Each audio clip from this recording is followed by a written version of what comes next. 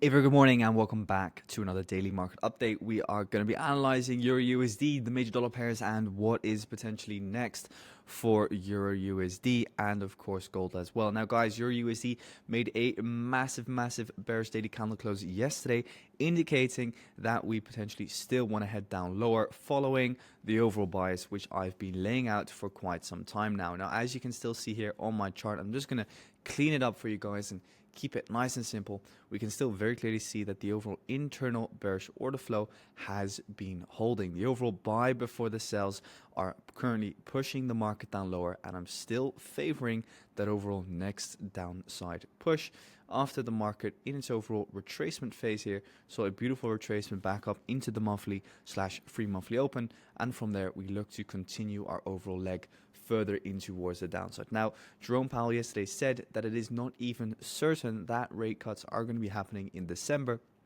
which was a pretty bullish sign actually for the dollar and caused the dollar to push up a lot higher, further indicating to me that your USD is ready for that next leg down. Also from a fundamental perspective, I am looking for further Euro USD shorts, which are highlighted inside the Discord community. Now, as it's clear, we still have liquidity resting underneath this low here, and with the overall internal order flow on the daily time frame, but also definitely also on the 4-hour time frame remaining bearish, I am only looking for shorts, guys. There is no kind of like real added value in looking for intraday long opportunities just to get burnt out. Understand that you want to follow the overall immediate trend. We have a breaker structure. Here we have equal lows. This is currently the strong high. The market already retraced back up towards the monthly 3 monthly open. Yes, it could head up higher, but as long as this overall strong high here is respected, which caused the overall breaker structure, you only really want to be looking for shorts. As we can see, we saw a beautiful retracement back up into that 786 Fibonacci retracement, and we're currently well within our overall impulsive phase here, which is going to be this beautiful green zone. So within this green zone, I'm favoring to only look for further shorting opportunities, and we currently have kind of like a little supply chain / order flow going on here with this supply zone, and now again this supply zone here, and I'm looking to see today if we can get that further downside push from this overall weekly open and further continue on our journey in towards the downside. Now, this corresponds as well with what I am currently seeing on the dollar index. And again, guys, I've been calling that for the downside on your USD for quite some time. And the same goes for the dollar index. Now, the dollar index is obviously well within its overall impulsive / bullish phase. We all know what market structure has been doing, right? With the push up, pull back, pull up, push back, pull up, pull back, and now we're again in the impulsive phase. Now, after seeing a lot of consolidation, descending consolidation already since the beginning of the week, I was mentioning that it's very likely that we were going to be heading up higher, back up towards the top of this little kind of like internal area of consolidation, this green box that we had.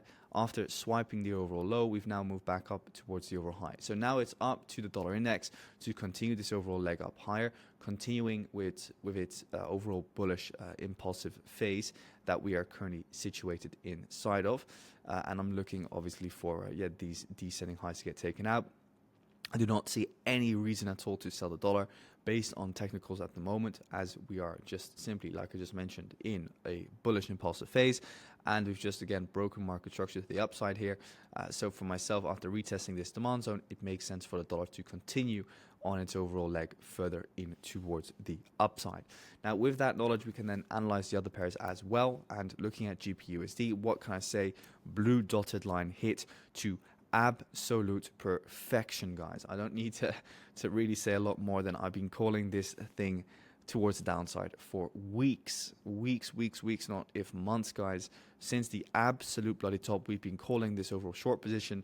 Every single market outlook, I've been saying further shorts, and still for GU, I see there to be potential for further downside as the pound remains weak and the dollar remains stronger.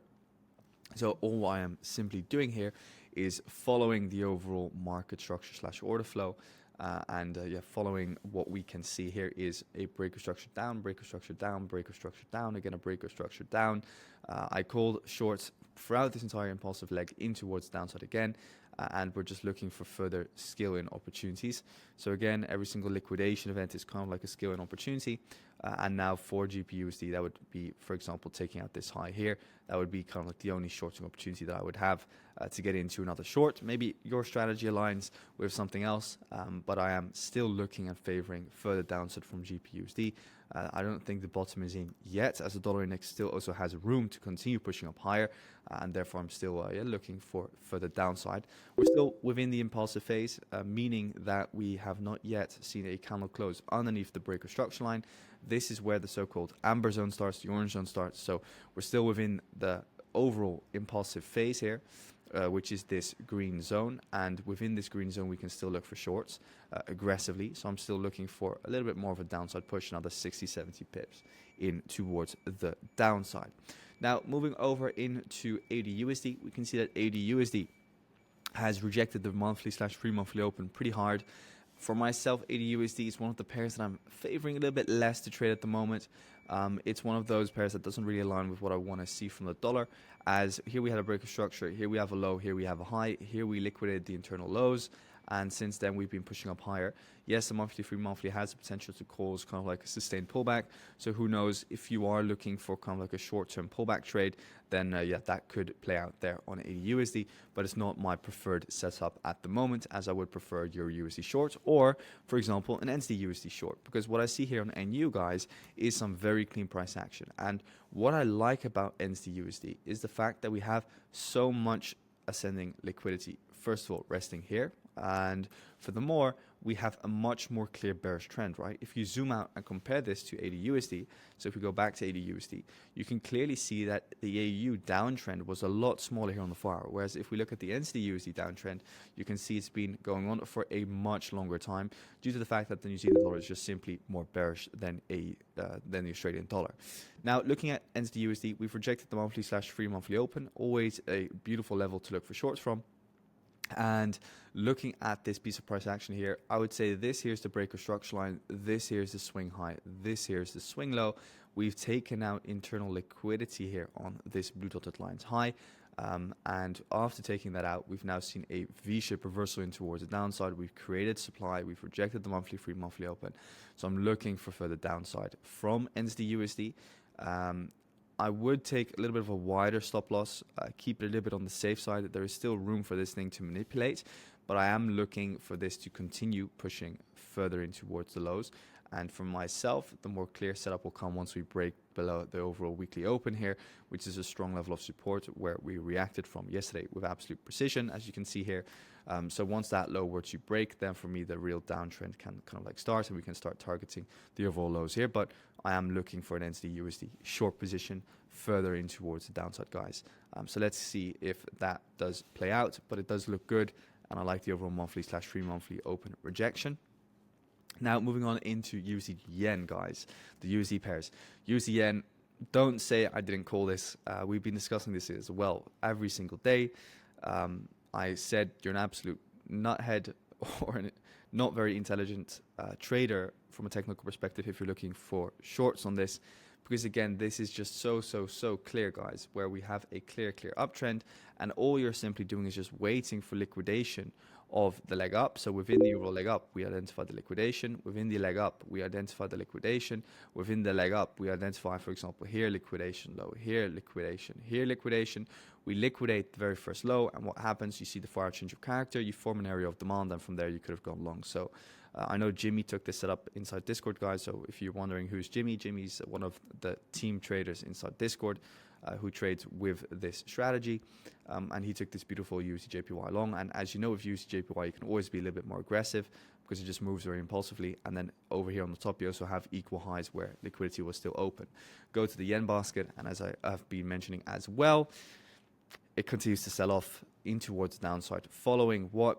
Direct momentum. Again, it's as simple as following the direct momentum in towards the downside and understanding that here we have the yearly open rejection. Then what happens? Boom, and then boom, we shift into a downtrend again. This then is your area of supply, retest the supply, and then boom, sells off back down towards a new lower low. As simple as that. And then if you look at the 1 hour time frame, what it did here, I think I mentioned this on the live stream or in one of the other outlooks. Here we take out internal liquidity, which is the first high of the overall descending highs here. Then what happens, you liquidate one more time, you see beautiful change of character down over here, and from there supply just remains in control and keeps pushing the market down lower and lower. So very clean price action there from the end basket, and that overall supported the overall kind of like long bias then that I had on USDJPY. So congrats if you were able to capitalize on that. Going into USDCAD, again liquidating more lows. A complicated pair, but I do like that it's liquidated this low. Now for me there is more room to potentially head up higher after also rejecting the monthly and free monthly open. So now if you're looking for longs on UCAD, this is more the moment that I would then say, hey, now is potentially a good time to look for those longs, as we've now really taken out a lot of liquidity and we've rejected the monthly / free monthly open. And obviously also from a high time frame perspective, still we remain relatively bullish. If you look at this as kind of like your swing, you've rejected the 0.5 fib as well. So this has potential now to continue pushing up higher. Not the highest probability play, but it is a nice potential play as the Canadian dollar does remain relatively weak and the dollar has gained a little bit of strength. Then USDCHF. I've been calling for shorts on this thing. Not my best call, I guess, but at the same time, I did really mention that it was more kind of like a hedge position against those EURUSD shorts and those GBPUSD shorts. So yeah, I hope you guys didn't lose too big on this if you did take that. Again, just being honest there. Still, it is still bearish, right? Breaker structure up, breaker structure down, swing high, swing low. We have, again, taken out more liquidity. Another bump in the road here gets taken out. That has potential to push, again, the market down lower, but I would really not get into this thing too aggressively. We still have descending highs here, even descending highs here. So you kind of like wanted to see this free monthly open together with this liquidity high really kind of like give us some more momentum. For now, I just stay out of USDCHF as I just don't trust it with all of the descending highs that we still kind of like have. You can really clearly see here all of this descending highs, again here as well, descending highs, and now we've just retraced into this area of demand, rejecting the monthly free monthly open. So for me, it's just too bullish at the moment, and I would from now onwards stay out. And then of course we have gold. So what is gold doing at the moment, guys? Gold in itself liquidated that internal high that I mentioned in yesterday's video, right? So remember, this is the overall impulse down. Then here we have the bump in the road gets taken out, and then from there we made a pip drop of around, what was it, 1,000 pips. Looking at gold, what are we expecting now? To be honest, for me it is slightly unclear. If you took a short from, let's say, that high here, then it's a nice setup to be in, and you could potentially hold it towards the monthly / free monthly open. Myself, I do still see there to be potential for further upside on gold, though I must say I'm not the biggest fan of getting into it yet until we see a more clear uptrend where, for example, we break above this high again and then start seeing some more momentum to take out these descending highs. For me, for now, this is just a liquidation of this little bump in the road, and it could still head down lower towards the monthly free monthly open. And I would only be looking for a gold long once we again can show that there's a real internal trend to start taking out these descending highs. After which, again, once this high here gets taken out, I expect kind of like another sizable retracement. Before then, if again we see momentum come back, then we can look for longs. Like the overall fundamentals behind gold still make sense to look for further longs on it, but at the moment, the price action is not really aligning with what you would want to see there for any longs. So that's it for today, guys. I'm going to go live at 2:30 Central Eastern Time here on YouTube. I'll share a link to that live stream here in the comment section of the channel. And yeah, I hope you guys find these market updates valuable and interesting. And next week, guys, on Monday, most likely, the trade group will be opening, to which I'll be sharing a link inside Discord. So if you're not inside Discord yet, make sure to join. And this is going to be a private group where a select group of individuals, I think around 50 people, will have the opportunity to follow my exact trades. So if you're interested in that, make sure to join Discord. More on that very soon, and have an amazing trading day. And any questions, just let me know. Thanks.